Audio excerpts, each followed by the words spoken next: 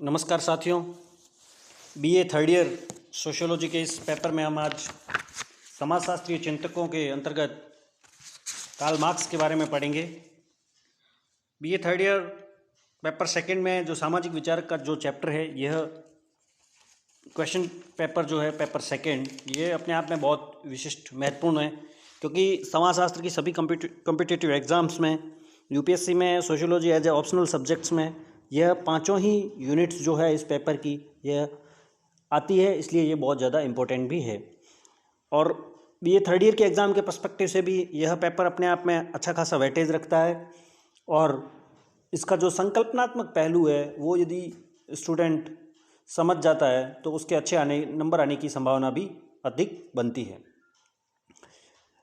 BA third year second paper के इस social thinkers के इस चैप्टर के हम आज इकाई जो यूनिट 2 है उसमें कार्ल मार्क्स के बारे में पढ़ेंगे।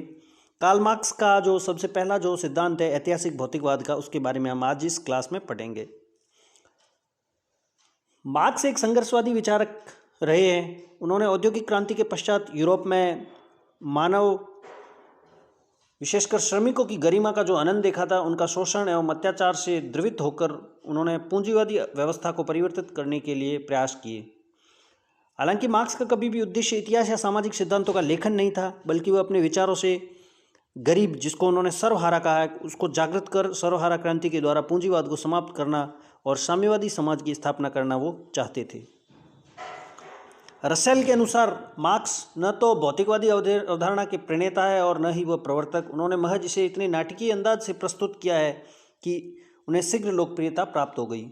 पूंजीवादी यूरोप को बदलने के क्रम में मार्क्स यूरोप के इतिहास को समझना चाहते थे। उन्होंने अपनी पुस्तक द जर्मन आइडियोलॉजी में लिखा है कि यूरोप के इतिहास के बारे में जो मेरे विचार है वह मैं सेल्फ क्लैरिफिकेशन अर्थात स्व स्पष्टीकरण के लिए कर रहा हूँ, क्योंकि जब तक मैं यूरोप के अतीत को नहीं समझूंगा उसके वर्तमान की धारणा सुस्पष्ट नहीं होगी और न ही मेरे उद्देश्य पूरे होंगे। मार्क्स यूरोप के पूंजीवादी समाज की प्रकृति को समझने के लिए उसके अतीत को समझने का जो प्रयत्न किया, उसी प्रयास का परिणाम उनका ऐतिहासिक भौतिकवाद का सिद्धांत है, जिसको आप द्वंद्वात्मक भौतिकवाद भी कहते हैं।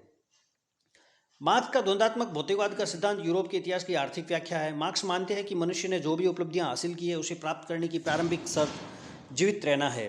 बिना जीवित रहे कोई कुछ नहीं कर सकता। जीवित रहने के लिए अति आवश्यक है कि मनुष्य उत्पादन करे और उत्पादन के लिए प्रकृति पर नियंत्रण करने का प्रयास किया होगा। इसलिए मानव गतिविधियों में सबसे महत्वपूर्ण गतिविधि वह है आर्थिक क्रिया। मनुष्य ने जब से पृथ्वी पर जन्म लिया है तथा जितनी गतिविधियां की, उसका उद्देश्य अपनी मौलिक आवश्यकताओं, जिन्हें आप भौतिक आवश्यकताओं की संतुष्टि कह सकते हैं, इसलिए उसकी क्रिया तथा चिंतन के केंद्र में भौतिकता या आर्थिक गतिविधियां ही सर्वाधिक महत्वपूर्ण रही होगी, क्योंकि मनुष्य का अस्तित्व इस बात पर निर्भर करता है कि उसकी भौतिक आवश्यकताएं पूरी हुई है नहीं। इसलिए मार्क्स कहते हैं कि production was indeed a historical act and fundamental condition of all history. उत्पादन इतिहास की सर्वाधिक महत्वपूर्ण घटना है तथा सभी इतिहासों के निर्माण की मूलभूत शर्त हुई। मनुष्य ने उत्पादन के लिए उत्पादन की शक्तियों का विकास किया, जिसके अंतर्गत तकनीक, ज्ञान का स्तर, पदार्थ, ऊर्जा, श्रम आदि आते हैं। मार्क्स ने यह भी स्पष्ट किया कि मात्र उत्पादन की शक्तियां उत्पादन के लिए काफ़ी नहीं है, जब तक कि उत्पादन के संबंध विकसित न हो। अर्थात उत्पादन के संबंध और उत्पादन की शक्तियां दोनों ही जरूरी है उत्पादन के लिए। अर्थात उत्पादन के लिए आवश्यक है कि मनुष्य एक निश्चित संबंध में बंधे, जिसे मार्क्स ने रिलेशन ऑफ द प्रोडक्शन कहा है, अर्थात उत्पादन के संबंध। और इस प्रकार जब जब उत्पादन का स्वरूप बदलेगा तब तक उत्पादन के संबंध भी बदलेंगे। मार्क्स उत्पादन की शक्तियों और उत्पादन के संबंधों में होने वाले परिवर्तनों को ही युगों का परिवर्तन कहते हैं। मार्क्स ने यूरोप के इतिहास को समझने के क्रम में इतिहास का गहन अध्ययन किया, परंतु इतिहास लेखन की शैली से वह द्रवित हुए, क्योंकि उन्होंने देखा कि पूरा का पूरा इतिहास राजा रानी के शौर्य, षड्यंत्र एवं जीवन शैली की गाथाओं से भरा हुआ है। उस युग में आम आदमी कैसे सोचता था, कैसे रहता था, उसका जीवन कैसा था, उसकी समस्याएं क्या थी, इसका कहीं कोई इतिहास नहीं मिलता। मार्क्स इसे पूंजीवादी इतिहास कहते हैं। मार्क्स ने इतिहास लेखन की अपनी मौलिक शैली विकसित की, जिसे उन्होंने ऐतिहासिक भौतिकवाद भी कहा। मार्क्स ने मानव के इतिहास को वहां से देखा जब वह खाद्य संग्राहक व आखेटक अर्थात वह हंटिंग पोजीशन में था, हंटिंग स्टेज पे था। इस युग को मार्क्स ने आदिम साम्यवादी युग कहा, प्रिमिटिव कम्युनिज्म। यह वह युग है जब मनुष्य सामुदायिक उत्पादन करता था तथा उसका सामूहिक उपभोग। इस युग में अतिरिक्त उत्पादन चूंकि अस्तित्व में नहीं था, इसलिए वर्ग भी नहीं था। यह साम्यवादी समाज था जिसमें कोई शोषक या शोषित नहीं था। यह मूलतः एक समतामूलक समाज था। इसके लिए उन्होंने समाज को 4 भागों में बांटा था। पहली अवस्था उनकी आदिम साम्यवादी थी, दूसरी थी प्राचीन समाज एंशियंट सोसाइटी। जैसे ही उत्पादन का स्वरूप बदला, खाद्य संग्रहण तथा कृषि से और अतिरिक्त उत्पादन अस्तित्व में आया, यूरोपीय समाज आदिम साम्यवाद से परिवर्तित होकर प्राचीन समाज में परिवर्तित हो गया। वह समूह जिसने अतिरिक्त उत्पादन पर नियंत्रण किया वह स्वामी कहलाया और जो नहीं कर सका वह दास कहलाया, मास्टर एंड स्लेव्स। समतामूलक समाज 2 वर्गों में इस युग में आकर विभाजित हो गया, जिसका मुख्य कारण अतिरिक्त उत्पादन था। स्वामी का अपने दास पर पूर्ण नियंत्रण था, वह उसे खरीद फरोख्त कर सकता था, मार भी सकता था, जबकि दासों की संपत्ति, परिवार, शिक्षा जैसे कोई भी अधिकार नहीं थे। तीसरी अवस्था है सामंतवादी समाज। इस युग में जैसे ही उत्पादन के साधन उन्नत हुए, सेना उत्पादन की शक्ति के रूप में उभरी, पुनः उत्पादन के स्वरूप बदले और 2 वर्ग क्रमशः भूस्वामी और कृषि श्रमिक अस्तित्व में आए। प्राचीन समाज की तरह भूस्वामी कृषि श्रमिक पर अपना नियंत्रण अधिकार नहीं रखता था, उसके स्थान पर वह संपूर्ण उत्पादक भूमि का नियंत्रण करता हो गया। मार्क्स के अनुसार सैद्धांतिक रूप से कृषि श्रमिक भूस्वामी के अधीन नहीं था, परंतु व्यवहारिक रूप से वह अस्तित्व में और भूस्वामियों पर वह निर्भर रहा। चौथा जो सामाजिक वर्गीकरण है वो है पूंजीवादी समाज। इस युग के आते आते उत्पादन का स्वरूप बदला तथा कृषि के स्थान पर उद्योग धंधे अस्तित्व में आ गए। इस नई उत्पादन प्रणाली ने 2 नए वर्गों को जन्म दिया, पूंजीपति और बुर्जुआ, तथा सर्वहारा अस्तित्व में आए। पूंजीवादी समाज कई अर्थों में अतीत की उत्पादन प्रणाली से भिन्न था। जहां अतीत की उत्पादन की प्रणालियों में उत्पादन उपभोग के लिए होता था, इस उत्पादन प्रणाली में उत्पादन लाभ के लिए होने लगा।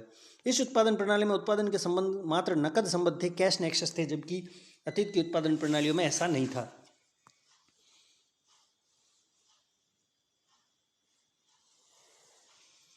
पहली बार इस युग में उत्पादन और उपभोग की इकाइयाँ अलग अलग हुई और इसमें पहले दोनों की इकाइयाँ परिवार थी। मार्क्स ने माना है कि पूंजीवादी समाज में ही इसके विनाश के बीज निहित है। इस व्यवस्था की प्रकृति ही ऐसी है कि इसमें सर्वहारा क्रांति अवश्यंभावी है। यह उत्पादन की प्रणाली सर्वहाराओं को संगठित होने के लिए प्रेरणा तथा मौके देगी तथा सर्वहारा क्रांति के पश्चात एक ऐसा समाज अस्तित्व में आएगा जिसमें पुनः कोई वर्ग नहीं होगा और न ही किसी प्रकार का शोषण। यह वर्गविहीन समाज होगा जिसमें सबको न्याय, गरिमा तथा सम्मान प्राप्त होगा। अतिरिक्त उत्पादन तो होगा परंतु उस पर पूरे समाज का नियंत्रण होगा। मार्क्स इसे साम्यवादी समाज कहते हैं। बीच में कुछ समय के लिए सर्वहारा की तानाशाही, प्रोलेटरेट जिसे वह समाजवाद कहते हैं, वह अस्तित्व में आएगा, परंतु अंततः साम्यवादी समाज की स्थापना के साथ ही इतिहास या युग बदलने की प्रक्रिया, सामाजिक परिवर्तन का चक्र रुक जाएगा। अब हम देखें तो इसकी आलोचना क्या हो सकती है। रॉबर्टसन के अनुसार मार्क्स का इतिहास बहुत त्रुटिपूर्ण है। इतिहास की घटनाएं समय, प्रमाण, साक्ष्य आदि के आधार पर होती है, परंतु न तो मार्क्स ने विभिन्न युगों की कोई काल निर्धारित की, न ही उनके कोई प्रमाण दिए। मार्क्स ने यूरोप के इतिहास की आर्थिक व्याख्या की, परंतु वास्तविकता यह है कि प्रेम, घृणा, षड्यंत्र, धर्म, राजनीति जैसे अनेक कारक होते हैं जो इतिहास को प्रभावित तथा निर्धारित करते हैं। सबाइन के अनुसार मात्र उत्पादन या अर्थव्यवस्था युग परिवर्तन के लिए जिम्मेदार है। यह आंशिक सत्य से अधिक कुछ नहीं है। मार्क्स ने सभी युगों में द्विवर्ग की ही अवधारणा को स्वीकार किया, जबकि वास्तविकता में समाज बहुवर्गीय होता है। वेबर ने यूरोप के 4 वर्ग, W.L. वार्नर ने 6 तथा मिलोवन जिलास ने साम्यवादी यूगोस्लाविया में 4 वर्ग देखे। मार्क्स ने भविष्यवाणी की कि सर्वहारा क्रांति के पश्चात वर्गविहीन साम्यवादी समाज की स्थापना होगी जो कभी वास्तविक रूप न ले सकी। बाल्टीमोर के अनुसार मार्क्स एक्सेसिव कंपल्सिव बिहेवियर के शिकार प्रतीत होते हैं, जिनकी पूरी अवधारणा अर्थव्यवस्था तथा शोषण के इर्द गिर्द घूमती है। समाज की वास्तविकता इससे व्यापक है जिसे मार्क्स समझना ही नहीं चाहते थे। अब निष्कर्ष के तौर पर यदि हम देखें तो मार्क्स से पहले भी इतिहास लेखन की परंपरा चली आ रही है। विभिन्न समाजों में इतिहास को लिखने और देखने की अपनी अपनी शैलियाँ रही है, जैसे राष्ट्रवादी इतिहास, पश्चिमी इतिहास, सबाल्टर्न इतिहास आदि। मार्क्स ने जिस प्रकार आम आदमी की गतिविधियों, संघर्षों तथा प्रतिक्रियाओं को केंद्र में रखकर इतिहास को लिखने या देखने की कोशिश की, वह अपने आप में अविस्मरणीय है। सबाइन के अनुसार मार्क्स के इतिहास लेखन ने सभी विद्वानों को प्रभावित किया, बेशक इसे कोई स्वीकार करे या नहीं।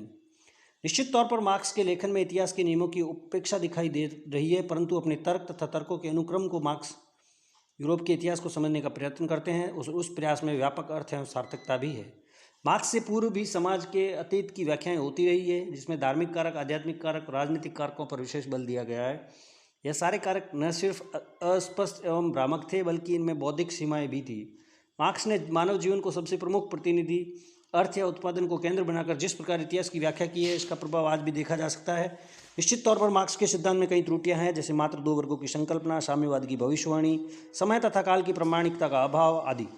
परंतु मार्क्स की सैद्धांतिक त्रुटियां उसके महान तथा पावन लक्ष्यों से छुप जाती है। चूंकि मार्क्स का उद्देश्य किसी सिद्धांत या इतिहास को लिखना नहीं था, इसलिए उसकी आलोचना या परीक्षण एक इतिहासकार की समीक्षा के रूप में नहीं होनी चाहिए।